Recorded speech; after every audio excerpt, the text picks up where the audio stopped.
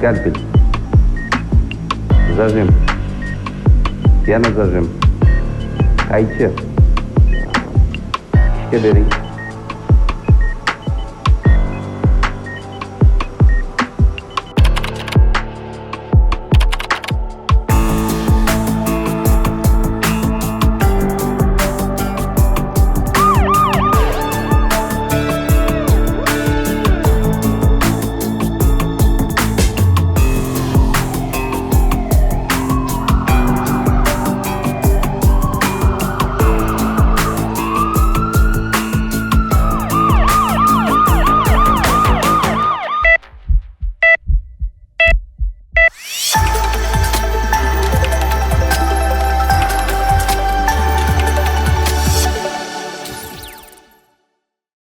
Atfa Medline universitet klinikasi sog'lom yashashga haqlisiz. Bilasizmi, biz televideniya va radio orqali bot ayollar reproduktiv salomatligi haqida gapiramiz, lekin erkaklar reproduktiv salomatligi haqida deyarli gapirmaymiz.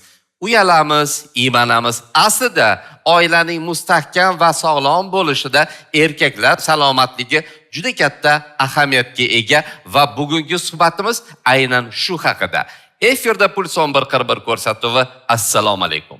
Assalomu alaykum. Ro'ziqul aka, doim ko'rsatuvlarda ayollar, bolalar haqida ko'p bora gapiramiz. Ana endi navbat erkaklarga yetib keldi. Va xuddi shunday, demak, tele ekranga yaqinroq o'tirasiz. Bugungi suhbatimiz nozik mavzularga bag'ishlangan va so'zni har doimgidek ekspertimizga beramiz, lekin ilk avval kichkina eslatma. Puls 1141 ko'rsatuvining bosh homiysi Atfa Medline universitet klinikasi. Hamkorimiz esa har doimgidek Central Asian University. Ko'rsatuv boshlovchilari esa Ro'ziqul Fozilbekov hamda men Sitora Jo'raboyeva. Va biz boshladik. Bugun biz erkaklar reproduktiv salomatligi haqida suhbatlashamiz va ekspertimiz ajoyib shifokor Atfa Medline universitet klinikasi urolog androlog shifokori Bahrom aka Rustamov. Assalomu alaykum. Assalomu alaykum. Oliy toifali shifokor, adashmasam 20 yilga yaqin ish tajribasiga ega bo'lgan ajoyib inson. Bilaman, bugungi suhbatimiz biroz noodatiy, balki biroz murakkab bo'lar, lekin muammo juda jiddiy. Ochiqini aytsam, muammo bilan tanishish borasida raqamlarni ko'rib sochim tikka turdi. Aziz teletomoshabinlar, hozirgi kunda erkaklar jinsiy ojizligiga duchor bo'lgan insonlar soni 150 milliondan 300 milliongacha ekan. Ha, shunaqa. Bu murojaat qilganlar soni. Agar haqiqiy raqamlarni oladigan bo'lsak, 1,5 milliard bo'lib ketish hech gap emas va qandli diabetdan ham o'tib ketibdi. Demak, mavzu dolzarb. Jinsiy ojizlik haqida gapiryapsiz. Mutaxassisga yuzlanaman. Jinsiy ojizlik nima va uning belgilari qanday bo'ladi? Endi umumiy jinsiy ojizlikning xarakteristikasi erkaklardagi o'sha aloqaga yetarli darajadagi ereksiyani yo'qligi. Shu jinsiy ojizlik deyiladi yoki eski nomi jinsiy zaiflik yoki impotensiya ham deyiladi. Bu tibbiy atamalar. Meni nazarimda bugungi muammo biz nafaqat jinsiy ojizlik, balki erkaklardagi bepushtlik haqida ham so'z yuritamiz. Nafaqat tibbiy, balki ijtimoiy muammoga ham aylanib bo'lgan. Masalan, teletomoshabinlarimiz uchun ijtimoiy so'zi sal tushunarsizroq bo'lsa, men yanada ochiqroq qilib aytaman. Aziz teletomoshabinlar, agar bugun biz, ya'ni bugun deganimda hozirgi davrda bu muammoni to'xtatmasak, 25-30 yildan keyin erkaklarimiz choyxonalarga emas, charlarga boradigan bo'lib qoladi. Bu achchiq haqiqat. Va yana bir dolzarb tomoni, hozirgi kunda mana shu muammoning dolzarbligidan foydalangan chala shifokorlar, soxta shifokorlar va hattoki umuman tibbiyotga aloqasi yo'q odamlar bu muammoni davolash bilan shug'ullanishyapti. Ya'ni odamlar aldanib qolyapti. Mana shu malakali mutaxassisi tashrifidan foydalanib, biz barcha joylarga nuqtalarni qo'yib chiqishimiz kerak. Bu nima? Buning kelib chiqishi nima? Yechimi qanaqa? Nima mumkin, nima mumkin emas? Endi reproduktiv salomatlik deganda umumiy salomatlikni bir qismi bu ham. Bu nafaqat nasl qoldirish. Faqat nasl qoldirish emas, ya'ni hayotdan lazzatlanish, oiladagi mehr-oqibat va hokazo. Endi reproduktiv deganda ham jinsiy, ham bepushtlik masalasida umumiy qarab bir xulosa qilishimiz mumkin. Ya'ni umumiy olganda sog'lom erkaklarda ham jinsiy faoliyat ham shu farzand masalasida ham ko'pincha muammo bo'lmaydi. Yurak urish daqiqasiga 60 dan 80 tagacha, qon bosimi 120 ga 70 degan iboralar bor-da. Mana shu reproduktiv salomatlikni raqamlarda belgilanadigan ko'rsatkichlari mavjudmi yoki bularning barchasi individualmi? Endi umumiy tasdiqlangan qanaqadir statistik normalari bor, albatta. Misol uchun jinsiy faoliyat masalasida ham yoshga qarab analizlar masalasida kelganimizda u o'zini normativlari bor. Misol uchun jinsiy faoliyat ko'rsatadigan birinchi navbatda bu analiz testosteron analizi, qondagi jinsiy gormon analizi va urug' analizi, ya'ni spermogramma. Shu ikkita asosiy analiz asosida ham agar shu ko'rsatkichlar normada bo'ladigan bo'lsa, umumiy erkak kishi sog'lom deb aytsak bo'ladi.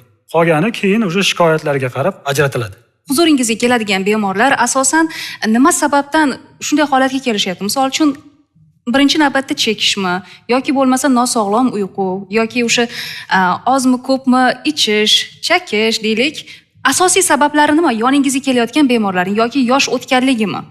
Endi bu yerda ikkita masala bor.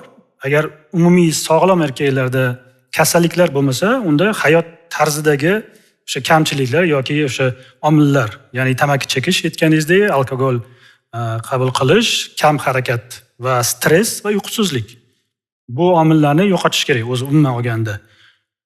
Agar bemor bo'lsa, ya'ni qanaqadir kasalligi bo'lgan bo'lsa, unda bepushtlikka yoki jinsiy faoliyatni buzuvchi eng ko'p tarqalgan ikkita kasallik bor. Bu varikatsiya, ya'ni erkaklardagi o'sha urug'dondagi qon tomiri kengayishi va ikkinchi va ko'p tarqalgani bu prostatit. Prostata bezidagi shamollash. Endi ko'p uchraydi shu kasallar bizga keladigan, murojaat qiladigan insonlarning orasida shu tashxis juda ham ko'p uchraydi. Ular o'zida aynan mana shu kasallik borligini qanday holatda sezishlari mumkin va aynan qaysi jarayonda sizga murojaat qilishlari kerak? Eng yomoni shuki, ko'p kasalliklarni hali rivojlanishidan oldin ham bunaqa belgilari bo'lmaydi ko'pincha. Misol uchun prostatit bor yoki yo'qligini ko'p bemorlarimiz ancha vaqt o'tgandan keyin bilishadi. Ya'ni peshob chiqishida qanaqadir muammolar kuzatiladi, keyinchalik jinsiy faoliyat buziladi, jinsiy aloqada tez bo'shanish, o'sha jinsiy a'zolarda og'riqlar kuzatiladi. Undan keyingina ular birinchi o'zlari qanaqadir tabiiy dori, giyohlar ichib qabul qilib ko'rishadi-da, keyin o'sha vaqt o'tgandan keyin bizga murojaat qilishadi. Sog'lom erkak o'zi urolog huzuriga deylik, necha yilda bir yoki necha oyda bir ko'rinishi kerak yoki qanday belgilar bo'lganda shifokorga murojaat qilish kerak? Agar endi ko'rinishi shartmi sog'lom bo'lsa? O'zi ko'rinishi shart deb o'ylaymiz, ham tavsiya ham qilamiz, chunki yashirin kasalliklar juda ham ko'p. Faqat shu analiz orqali yoki o'sha ultratovush yoki boshqa apparatlar orqali bilinadigan kasalliklar juda ham ko'p. Ya'ni orasida ham xavfli kasalliklar ham bor. Misol uchun rak kasalliklari bilinmasligi ham mumkin. Ayniqsa jinsiy a'zodagi, moyakdagi va prostata saratoni ko'p vaqt belgi bermasligi mumkin. Misol uchun prostata bezidagi saraton yashirin bir necha yillab o'tadi. Endi moyakdagi saraton 3 oy, 6 oy ichida ham belgi beradi-yu, lekin boshida baribir yaqqol tarzda bilinmaydi. Shuning uchun endi bir aytamizki, 1 yilda 1 marta erkak kishi endi o'zini hurmat qilgan holatda o'zi uchun standart tekshiruvlar, jinsiy a'zolarni, prostata bezini va buyraklarni uziy ultratovush tekshiruvdan o'tkazish kerak. Peshob analizi, oddiy qon analizi, testosteron, ya'ni jinsiy gormon va 40 yoshdan katta erkaklarda prostata spesifik antigen degan analiz bor. Bu o'sha prostata bezidagi saraton rivojlanishini oldini oladigan, ko'rsatadigan bir analiz. Shuni topshirsa, shuni o'zi PSA analizi. Bilasizmi, juda o'rinli savol berdingiz. Biz erkaklar salomatligi haqida gapirar ekanmiz. Avtomobil bilan o'xshatish qilsak bo'ladi. 3 oyda yoki 6 oyda albatta avtoservisga olib boramiz. Eng yaxshi ustani qidiramiz, eng yaxshi moyni quyamiz, eng yaxshi benzinni quyamiz. Lekin xuddi shunaqa muomala organizmimizga nisbatan amalga oshirilmaydi. Aslida avtomobil bu nima? Bu temir. Bugun bor, ertaga chirib ketadi. Inson organizmi esa bebaho. Mana vaqtida 35-40 yoshdan keyin 1 yilda bo'lmasa ham 2 yilda bir marotaba borib turishlik albatta mana shu salomatlikni uzaytirib berish imkoniyatini beradi. Aks holda biz hayron bo'lib, nimaga hozirgi kunda 80 boylar, 90 boylar qolmadi deb hayron bo'lib o'tiramiz. Ro'ziqul aka, shu o'rinda bir savol qiynayapti. Mana oramizda yosh onalar juda ham ko'p va ular o'g'il farzand katta qilayotgan bo'lishligi mumkin.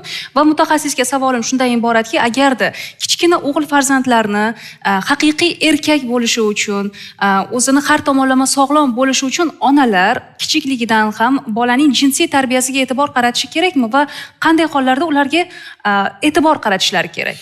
Albatta, tug'ilganidan keyin o'g'il bolalarning o'zini shu fiziologik tarafdan rivojlanish etaplari mavjud. Ya'ni tug'ilganida ota ham, ona ham bilishi kerakki, o'g'il bolada 1 yoshgacha jinsiy a'zolar shakllangan bo'lishi kerak. Jinsiy olat va ikkala urug'don moyakda bo'lishi kerak. Agar 1 yoshdan keyin shu narsa kuzatilmasa, ya'ni jinsiy olat ko'rinmasa, gohida shu sal to'lishganroq o'g'illarda bo'lishi mumkin yoki shu moyak agar pastga tushmagan bo'lsa, bu ham kasallik hisoblanadi. Va 1 yoshdan keyin bu kasallikni bartaraf etish kerak. Chunki 2-3 yoshda уже operatsiya qilib u moyakni joyiga tushirilsa, asoratlari ko'proq.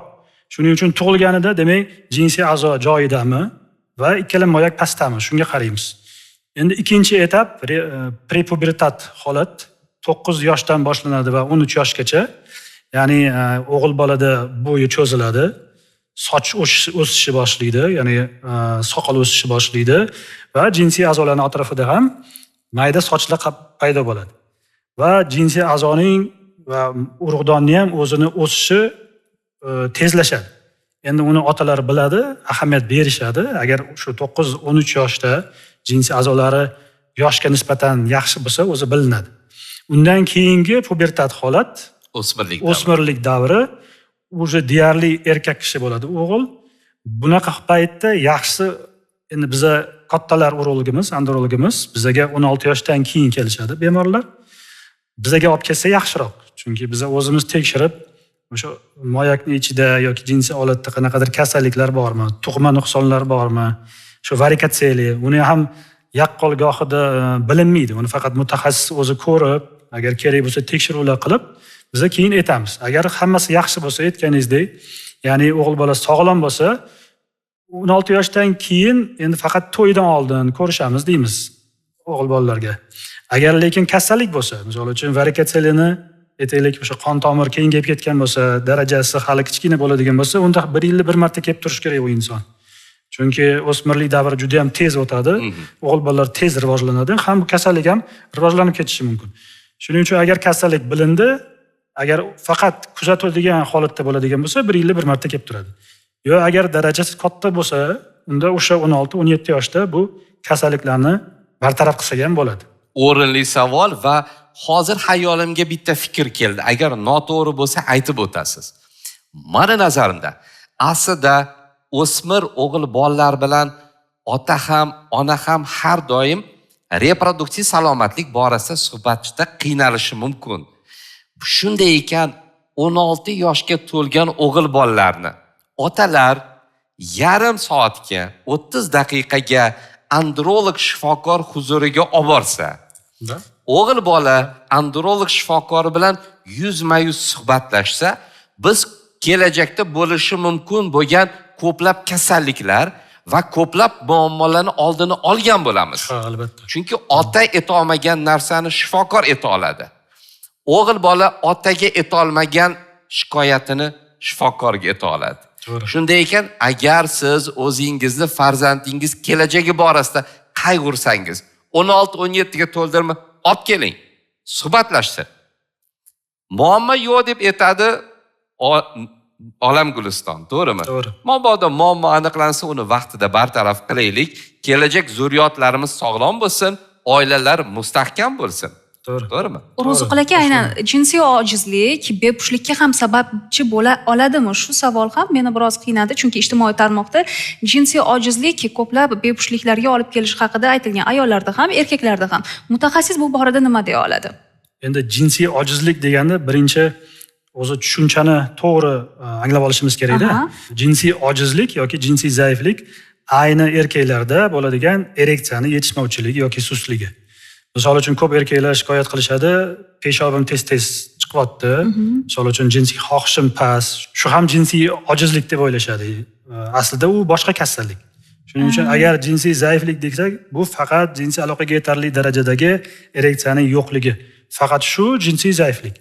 Qolgan masalalar, misol uchun prostatit, peshob chiqishda qanaqadir muammolar, u jinsiy zaiflikka kirmaydi. Yoki jinsiy aloqada tez bo'shanish ko'p erkaklarda uchraydi, taxminan 40% erkakda uchraydi bu kasallik. U ham jinsiy zaiflik emas. Yoki prostatit deb uni ham jinsiy zaiflik deyshadi. Bu ham boshqa kasallik. Va ko'p yosh katta erkaklarda yoki ortiqcha vazni bor erkaklarda jinsiy xohish pasayadi. U ham zaiflik emas. U alohida kasallik. U libidoni pastligi.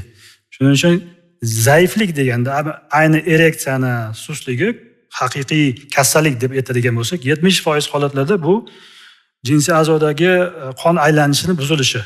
Bunga olib keluvchi o'sha o'tganimizdek qandli diabet, ortiqcha vazn, arterial gipertoniya, stress, travmalar va operatsiyalar ham bo'lishi mumkin. Lekin 30% holatlarda bu jinsiy zaiflikning yengil holati kuzatiladi, psixologik holat. Ko'pincha o'sha yosh erkaklarda stressdan keyin rivojlanadi. Stress yoki qo'rquv yoki birinchi o'sha kechada birinchi aloqa qilganda qanaqadir o'sha hayajon tufayli rivojlanadi. Endi bu hali kasallik deb aytilmaymiz. Buni buzilish deb aytsak bo'ladi. Shuning uchun ajratib olishimiz kerak. O'zi jinsiy zaiflik ayni mana shu narsa. Qolgan masalalarni ajratib olishimiz kerak, uni alohida davolashimiz kerak. Ko'p erkaklarimiz noto'g'ri tushunchaga egada. Chunki prostatit dedi menda. Kelganda menda prostatit bor, keyin so'rasangiz, yo'q, ularda prostatit emas, ularda faqat o'sha ereksiyaning sustligi kuzatiladi. U prostatitga ko'pincha aloqador bo'lmaydi. Erkaklarga tavsiyamiz o'zi har doim agar jinsiy faoliyat buzilayotgan bo'lsa, andrologga murojaat qilganda o'sha standart analizlar topshiriladi. Aytganimizdek, UZI, CD analizi, qon, testosteron shu kabi analizlar. Tekshiruvlar faqat shulardan iboratmi yoki boshqa tekshiruv usullari ham bormi? Endi yana bitta prostatit agar misol uchun bemorda belgilari bo'lsa, ya'ni peshob chiqishida muammo, peshobdan keyin ozgina tomchilab qolish, aloqada tez bo'shanish bo'lsa, unda prostatitni inkor qilish uchun yoki tasdiqlash uchun prostata bezining analizi olinadi.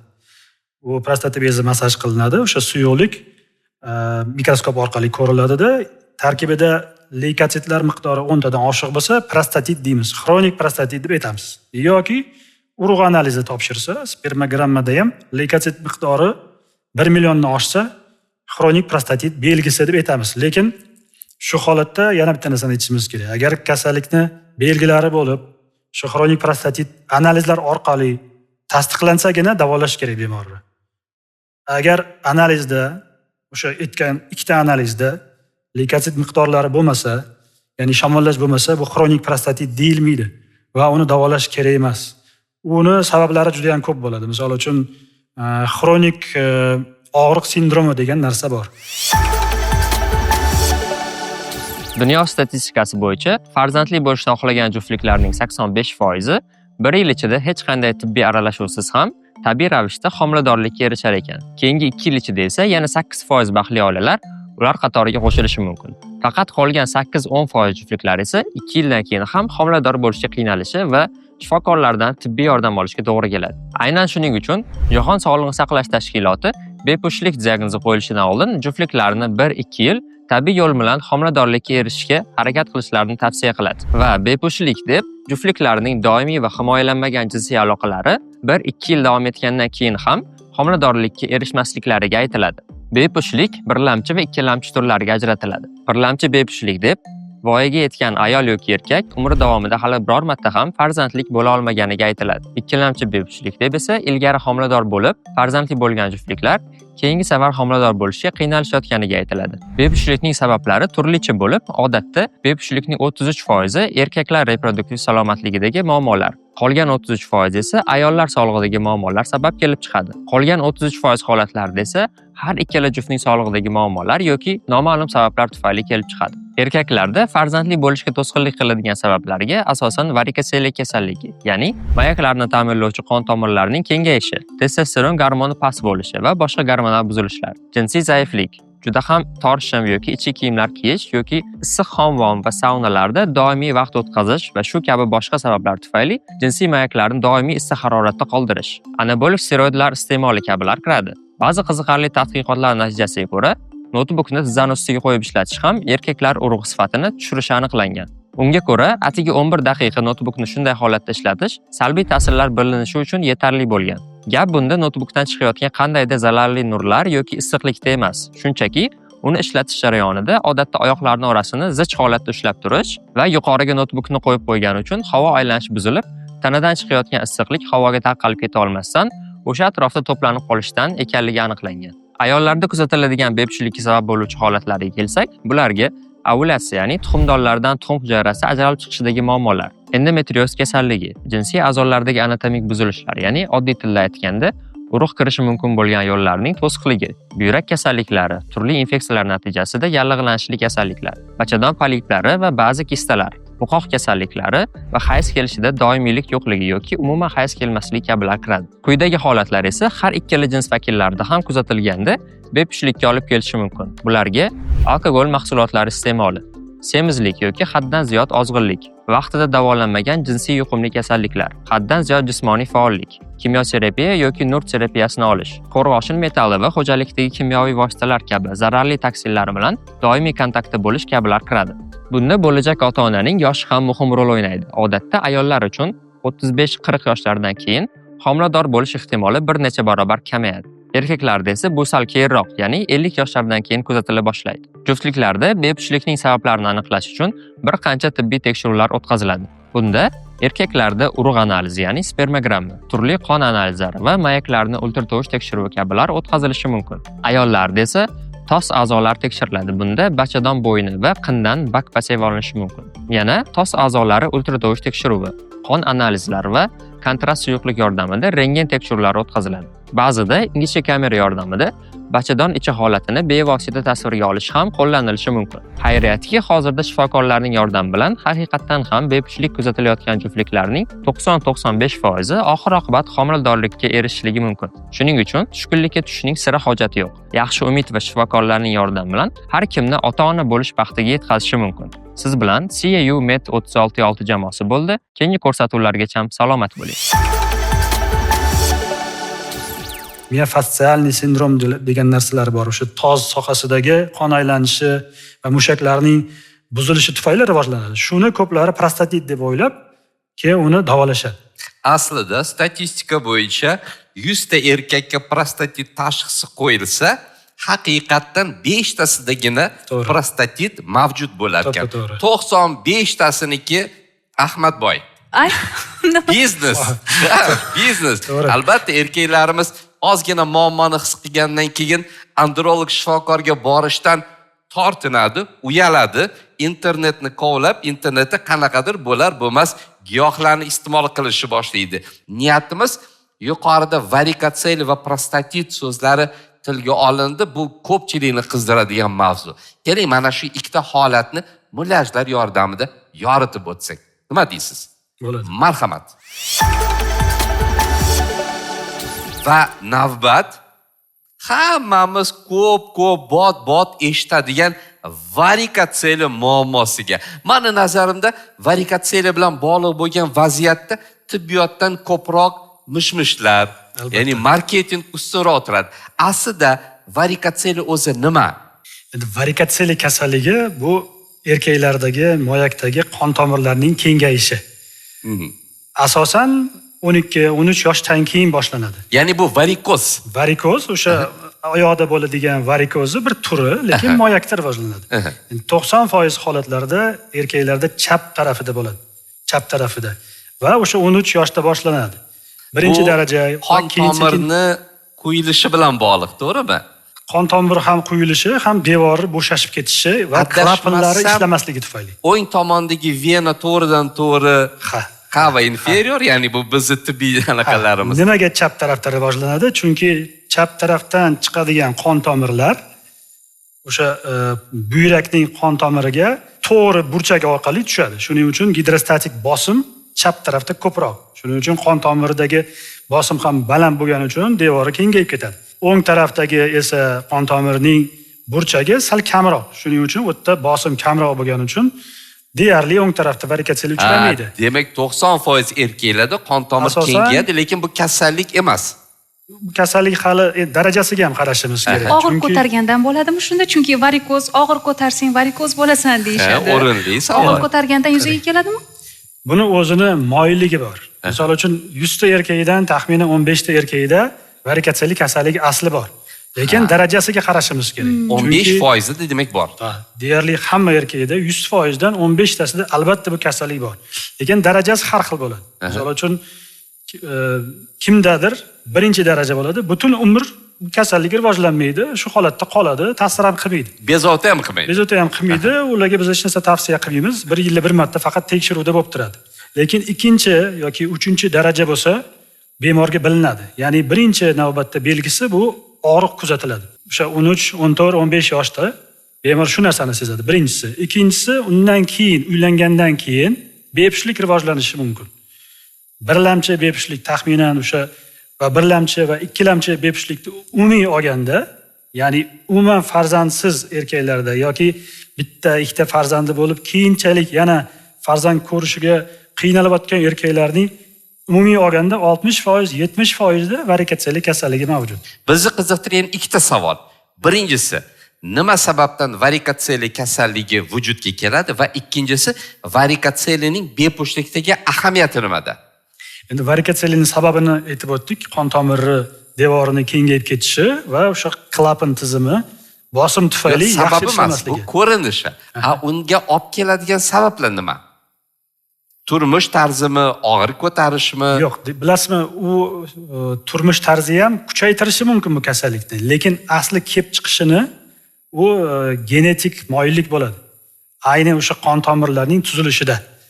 Lekin boshqa, misol uchun aytganlaridek, og'ir ko'tarish sababchi bo'lmaydi-yu, lekin shu kasallikning kuchayib ketishiga olib kelishi mumkin, sababchi emas. Lekin avvaldan u kasallik bo'lgan va qaysidir omil sababli yuzaga chiqadi. Yoki yaqqol ko'rinadi yoki darajasi oshib ketishi mumkin. Nima uchun erkaklarda bepushtlik shakllanadi? Shuni aniq-tiniq tushuntirib beraylik. Asosiy mexanizm qon moyakda yig'ilib qolgani uchun o'sha varikoz qon tomirlar qon aylanishini sekinlashtiradi. Shuning uchun moyakdagi harorat oshadi. Harorat oshgandan keyin o'sha spermatozoidlarning faoliyati buziladi. Ya'ni agar mana shu hozir uzumni bu erkak urug'lari. Shunaqa deb aytsak bo'ladi. Majoziy ma'noda erkak urug'lari. Erkak urug'lari sog'lom, harakatchan, yetarli miqdorda paydo bo'lishi uchun moyakdagi harorat 35 gradus bo'lishi kerak. Tana haroratidan 1 gradus, 2 gradus pastroq yuradi. Lekin qon tomirlarida qon dimlansa, o'sha joyda harorat ko'tariladi. Va mana shu boshida bir ko'rinishda sog'lom bo'lgan erkak urug'lari go'yoki qaynayotgan suvga, ya'ni vulqonga tashlaganday bo'ladi. Shunaqa desak bo'ladi. Bu nimaga olib keladi? Erkak urug'larida nima o'zgaradi? Birinchi navbatda qon aylanishi buzilgani va harorat oshgani tufayli birinchi navbatda spermatozoidlarning harakatchanligi buziladi. Sekinlashadi, ya'ni aktivligi kamayadi. Va keyinchalik ishlab chiqarishi ham, ya'ni soni ham kamayishi mumkin. Keyinchalik, agar darajasi oshgan sari. Shu ikkala masala ham bepushtlikka olib kelishi mumkin. Endi yana bitta asorati bor. Qon aylanishi va harorat oshgani tufayli jinsiy gormonlar modda almashuvi ham o'zgaradi. Ya'ni erkaklardagi eng asosiy jinsiy gormon testosteron ishlab chiqarishi ham kamayishi mumkin. Taxminan 15%, 20% gacha kamayishi. Endi u darajaga bog'liq. Shuning uchun ko'p varikatsiyali bo'lgan bemorlarda ham jinsiy faoliyat ham ozgina buzilishi mumkin. Sir emas, bu haqda ko'p ma'lumotlar ham chop etilgan. Energetik va gazli ichimliklar erkaklar reproduktiv salomatligiga juda yomon ta'sir ko'rsatadi. Keling, shularni ham ta'sirini ko'rsatib beraylik. Aytaylik, bu sog'lom moyak. Sog'lom moyakning ichida mana sog'lom erkak urug'lari. Ha, keling hammasini solaylik, to'y-to'ydek bo'lsin. Mayli. Demak, energetiklarning o'zi asosiy ta'siri bu gormonal stimulyatsiya. Aha. Ya'ni sun'iy o'zimizni gormonlarimizni ishlab chiqarishni kuchaytiradi. Sun'iy. Tezlashtiradi. Sun'iy. Gormonal sistema bizga nima uchun kerak? Yoki o'zimizni himoya qilishimiz uchun, yoki rivojlanish uchun. Energetiklar nima qiladi? Shu gormonal zaxirani tugatadi. Ya'ni kerak emas paytda siz energetik ichdingiz. Ya'ni hech qanaqa xavf yo'q. Kechirasiz, rivojlanish ham hozir ertalabdan shart emas. Energetik ichdingiz, gormonal stimulyatsiya bo'ldi. Ya'ni kortizol, adrenalin ishlab chiqarildi, ozgina balkim boshqa gormonlar va zaxirasi kamaydi. Endi u narsani boshqa paytda ishlatishingiz kerak. Misol uchun qanaqadir xavf rivojlandi, abed misol uchun kunduzi yoki kechqurun yoki o'sha rivojlanish, jinsiy faoliyat, oiladagi munosabat uchun kerak. O'sha paytda gormonal yetishmovchilik yuzaga keladi. Chunki ertalabdan ishlatib bo'lingan. Ha. Asosiy salbiy ta'siri shu. Shu tarafdan biz endi tavsiya qilamiz buni ham ko'rsatib beraylik. Ya'ni mana shu ko'pirayotgani shu gormonal stimulyatsiya deb aytsak bo'ladi. Aha. Bu bamisoli qog'ozga o'xshab bir zumda yonadi-yu ketadi. Ham tez ko'pirdi, ham mana joyiga keldi. Hech narsa bo'lmagandek yana bepushtlikka sabab bo'ladi deb juda ko'p eshitganman. Bu ham to'g'rimi? Gormonal disbalansga olib kelib, ikkilamchi bepushtlikni bir sababchilaridan bittasi desak bo'ladi. Mana hozir rangi ham o'zgardi. Mana ko'rdingiz, urug'larning holati bunaqa holat, noto'g'ri, nosog'lom holatda ham rivojlanishi ham nosog'lom muhitda. Agar siz erkak kishi bo'la turib, gazli ichimlik, energetik va fast foodlarni ko'p miqdorda iste'mol qiladigan bo'lsangiz, tez orada bilingki, ayollashib ketasiz. Bu haqiqat. Aziz tomoshabinlar, ko'rsatuvimiz o'z ishini davom ettiryapti va yana bir qiziqarli mavzu bu erkak urug'larning harakati, uning sifati va ularning bo'lajak naslga ta'siri. Endi sog'lom erkaklarda sperma, ya'ni urug' tarkibida taxminan eng kamida 1 millilitr ichida 15 million dona spermatozoid bo'lishi kerak. 15 million. 15 million. Shularning taxminan 32% aktiv harakatchanlik bo'lishi kerak. Ya'ni uni suzish qobiliyati juda ham baland bo'lishi kerak va o'zining skorosti bor. Endi uni apparat orqali o'lchaymiz. O'sha aktiv harakatli spermatozoidlar bachadonga tushib, bachadonning naylarida o'sha yetsikletkani, ya'ni tuxum hujayrani urug'lantiradi. Jinsiy a'zoga tushgandan keyin urug'larning ko'p miqdori nobud bo'ladi. Yo'lni o'zida faqat o'sha bachadonning nayiga tushgandan keyin eng aktiv, eng kuchli deb aytaylik, shu spermatozoidlar qoladi va o'sha tuxumni urug'lantirish qobiliyatiga ega. Ming afsus, hali hanuz o'g'il bola tug'magan oilalarda ayollarni ayblashadi. Tibbiyot nuqtai nazaridan bu qanchalik asosli? Endi shifokorlar biladi bu narsani. Erkaklar hujayrasida, ya'ni spermatozoidda xromosomalarning yarmi mavjud bo'ladi. Va bittagina jinsiy xromosoma bo'ladi yoki X xromosoma bo'ladi alohida yoki Y xromosoma, ya'ni endi qo'pol qilib aytganimizda o'g'il xromosoma bo'ladi. Demak, jinsni belgilovchi hujayralar erkak tomonidan. Erkak tarafdan har doim bo'lgan, har doim shunaqa bo'ladi. Ayollarning tuxumida esa har doim X xromosoma bo'ladi, har doim. Bitta. Ular jinsini tanlashga yordam bermaydi, ko'rsatma hech qanaqa ta'sir qilmaydi. Shuning uchun faqat urug'ning ichidagi xromosomalar bu narsani hal qiladi. Shu bilan birgalikda bepushtlikda asosan ayollarni ayblashadi. Ayollarda esa tekshiruvlar doimiy ravishda olib boriladi, qayta-qayta gormonlar ichiladi, lekin ular sog'lom bo'lishadi. Nima uchun onalar o'g'liga emas, faqatgina keliniga yoki bo'lmasa faqat sen aybdorsan degan tushunchalarni ularga singdirishadi? Sabab nimada? Bu ilmiy tarafdan tasdiqlanmagan ma'lumot ko'pligida. Ijtimoiy tarmoqlarda ham shu narsalarni afsuski shifokorlarimiz ham aytishadiki, urug'ni yoki qanaqadir tuxumdonni zaxirasini yoki qanaqadir kalendarlar orqali yoki oy chiqishiga yoki kun chiqishiga qarab hisoblab o'g'il qiz qilib beramiz va keyin ayollarni davolasa o'g'il bo'lish ehtimoli ko'proq ekan degan gaplar bor. Aslida unaqa emas. Ayol kishida faqat X xromosoma tarkibidagi tuxum bor. Uni o'zgartirib bo'lmaydi. Ayol kishini jins tanlashida umuman ahamiyati yo'q. shunaqa Ahamiyati deb yo'q emas, bo'ladi. o'rni yo'q. O'rni yo'q desak ham bo'ladi. Erkakka bog'liq. Bu jonlarimiz, onalarimiz kichkinaligida tepki kasali bo'lgan bo'lsa yoki bo'lmasa qattiq shamollashlarni o'tkazgan bo'lsa, kelajagi qanaqa bo'lishidan qo'rqadi. Ya'ni o'sha bepusht bo'lib qolmadimikin? Shamollash uning kelajagiga ta'sir qilmasmikin? Avlod qoldira olarmikin o'zidan degan savollar bilan o'zlarini qiynab yashashadi. O'zi bu kasalliklar, ya'ni bu kasalliklarning soni ko'pmi yoki umuman zararsizmi kelajagiga? Aynan tepki kasalligi. va shunga o'xshash yana kasalliklar mavjudmi? Endi virusli kasalliklar juda ham ko'p. Tepkini asorati epidparatit virusi aynan o'sha so'lak bezlariga ta'sir qiladi va agar o'g'il bolalarda 12 yoshgacha rivojlansa, ya'ni 12 yoshgacha bo'lgan bolalarda kuzatilsa va moyakni shishi yoki ya'ni urug'donni shamollashi kuzatilmasa, u bepushtlikka olib kelmaydi, ta'siri bo'lmaydi. Lekin 12 yoshdan katta o'g'il bolalarda shu epidparatit arxit olib kelishi mumkin. Ya'ni urug'donni shamollashi shu bepushtlikka olib kelishi mumkin. Shuning uchun buni bilishimiz kerak. Agar tepki 12 yoshgacha bo'lgan bo'lsa, bu xavfsiz va moyakka ta'sir bo'lmagan bo'lsa, ya'ni moyak ishmagan bo'lsa, u xavfsiz, u ta'siri bo'lmaydi. 12 yoshdan keyin esa ehtimoli bor, uni shifokor nazoratida bo'lish kerak uni. Lekin o'shani orasida tuberkulyoz kasalligi bor. Tuberkulyoz endi buni hammasi bilamiz. Sil kasalligi u hamma a'zolarda bo'lishi mumkin va yosh bolalarda ham agar jinsiy a'zo yoki siydik yo'lida bo'ladigan bo'lsa, u keyinchalik jinsiy a'zoni urug' yo'llarini yopilishiga olib kelishi mumkin. Endi u ham agar belgisi bo'lsa, ya'ni moyakda shish va tasdiqlangan apparat orqali, analizlar orqali tasdiqlangan sil kasalligi moyakda bo'lsa. Lekin bular hukm emas. Hukm emas albatta. Hukm emas, albatta bu yerda vahima asossiz. Biz o'zimiz uchun ko'plab qiziqarli ma'lumotlarga ega bo'ldik. Albatta, aziz tomoshabinlar, biz o'ta nozik bo'lgan mavzuni imkon qadar o'zbek ona taqdim etishga harakat qildik.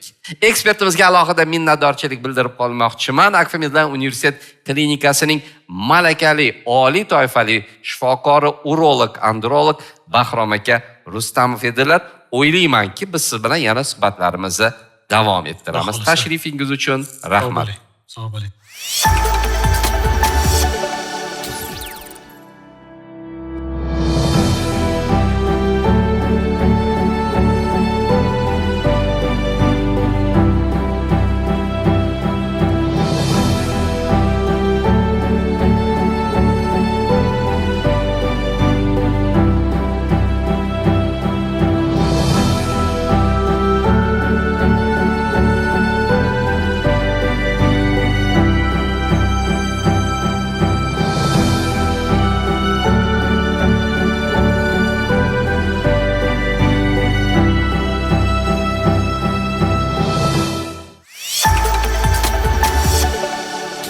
Aziz tomoshabinlar, siz Zo'r TV telekanalida Puls 1141 ko'rsatuvining navbatdagi sonini tomosha qildingiz. Eslatib o'tamiz, ko'rsatuvimizning bosh homiysi Akfa Medline Universitet klinikasi. Hamkorimiz esa Central Asian University. Azizlar, ko'rsatuvlarimiz orqali sizlarga kerakli va foydali bo'lgan ma'lumotlarni ulashganimizdan xursandmiz va siz uchun foydali bo'lgan mavzularda suhbatlashishda biz davom etamiz. Puls 1141 ko'rsatuvi bugungi sonini o'z nihoyasiga yetkazdi. Salomat bo'ling, kasal bo'lmang. Xayr. Akfa Medline Universitet klinikasi, sog'lom yashashga haqlisiz.